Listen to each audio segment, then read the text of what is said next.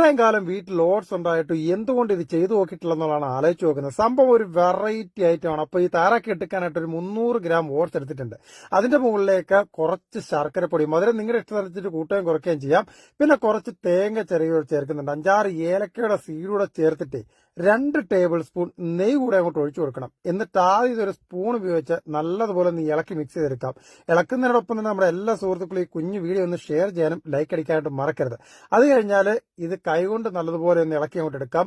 കയ്യിൽ ഒരല്പം എണ്ണ തടവിയിട്ടേ ഇതിനെ നമുക്കിനി ഇഷ്ടമുള്ള ഷേപ്പിലൊന്ന് ആക്കിയെടുക്കേണ്ട. അപ്പം ഞാനിപ്പോൾ ഇവിടെ ഒരു ബോൾ ഷേപ്പിൽ ഇതുപോലെ ഉരുട്ടി അങ്ങോട്ട് എടുക്കുന്നുണ്ട്. ഇനിയാണ് നമ്മുടെ മർമ്മപ്രധാനമായിട്ടുള്ള പരിപാടിയിലോട്ട് കിടക്കാനായിട്ട് പോകുന്നത്. അപ്പോൾ ഇങ്ങനെ ഉരുട്ടിയെടുത്തിട്ടുള്ള ബോളെല്ലാം ഒരു പാത്രത്തിലോട്ട് മാറ്റിയിട്ടുണ്ട്. അത് കഴിഞ്ഞാൽ ഒരു ഇഡലിത്തട്ടിനകത്തിലോട്ട് കുറച്ച് വെള്ളം ഒഴിച്ചു കൊടുത്ത് തട്ടെടുത്ത് മുകളിൽ വെച്ച് പിന്നെ വട്ടത്തിലൊരു വാഴയില വെട്ടിയെടുത്തിട്ടുണ്ട്. അതിന്റെ മുകളിലോട്ട് ഇപ്പോൾ ഉരുട്ടിയെടുത്തിട്ടുള്ള ബോൾ ഉണ്ടല്ലോ, അതായത് ഓട്സ് ബോൾ, അത് മുഴുവനായിട്ട് അങ്ങോട്ട് വെച്ചങ്ങോട്ട് കൊടുക്കാം. നമുക്കിതിനെ ഒന്ന് ആവിയിൽ വേവിച്ചെടുക്കാനായിട്ടുണ്ട്. ഇങ്ങനെ ഒരു സംഭവം നിങ്ങൾ ഇതുവരെയും കണ്ടിട്ടില്ല എന്നുണ്ടെങ്കിൽ താഴെ കാണുന്ന ലൈക്ക് അടിക്കാൻ മറക്കരുത്.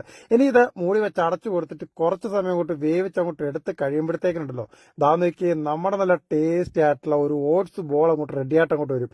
എന്റെ പൊന്നോ, അന്യായ ടേസ്റ്റുള്ള ഒരു സംഭവമാണ് ഇത്. രാവിലത്തെ ബ്രേക്ക്ഫാസ്റ്റ് ആയിട്ടും വൈകിട്ട് ചായ കുടിക്കുന്ന സമയത്ത് ഇത് കഴിക്കാൻ പറ്റും. നല്ല ഹെൽത്തി ആയിട്ടുള്ള ഒരു ഓട്സ് ബോളാണ്. ഓട്സ് കഴിക്കാൻ മടിയുള്ളവർക്ക് ഇതുപോലെ തയ്യാറാക്കി കൊടുത്തേച്ചാൽ മതി. അത്യാവശ്യം നല്ല മധുരമൊക്കെ ഉണ്ട്. ഇതുപോലെ ഇങ്ങനെ അങ്ങോട്ട് എടുത്തേച്ചാൽ ഇതിന്റെ ഉള്ളിൽ ഈന്തപ്പഴമോ മുന്തിരിങ്ങയോ ഒക്കെ വെച്ച് കൊടുക്കാം. അത് നിങ്ങളുടെ ഇഷ്ടം. അപ്പൊ നമ്മുടെ ഈ ഒരു കുഞ്ഞു ഓട്സ് ബോൾ ഇഷ്ടപ്പെട്ട എല്ലാ സുഹൃത്തുക്കളും താഴെ കാണുന്ന കമന്റ് സെക്ഷനിൽ ഒന്ന് കമന്റ് ഇടാൻ മറക്കരുത്. പുതിയ നോട്ടിഫിക്കേഷൻ നിങ്ങളുടെ